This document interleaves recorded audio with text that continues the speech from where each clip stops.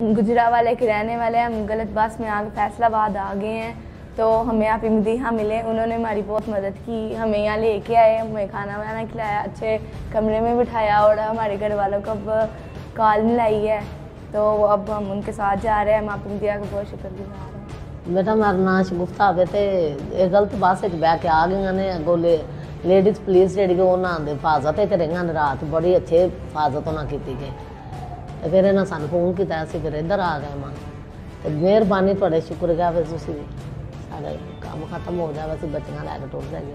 गुज़िश्ता रात दौरान पेट्रोलिंग हमें 2 कमसिन लावारिस बच्चियाँ मिली जो कि गुजरावाला की रिहायशी थी और गलत बस में सवार होने की वजह से फैसलाबाद आ गई, जिनके पास रहने का कोई ठिकाना नहीं था। वुमेन पुलिस स्टेशन में बनाए गए शेल्टर रूम के अंदर हमने उनको पनाह दी, उनकी देखभाल की और सोशल मीडिया टीम के ज़रिए हमने उनके पेरेंट्स को ट्रेस आउट करके और उनकी हिफाजत को यकीनी बनाते हुए उनके हैंड ओवर किया है, ताकि वो अपने पेरेंट्स के साथ बाहिफाजत अपनी ज़िंदगी गुजार सकें। वज़ीर आला पंजाब के विजन के मुताबिक ख़वातीन के हकूक़ के तहफ़्फ़ुज़ को यकीनी बनाने के लिए वुमेन पुलिस के इक़दाम जारी।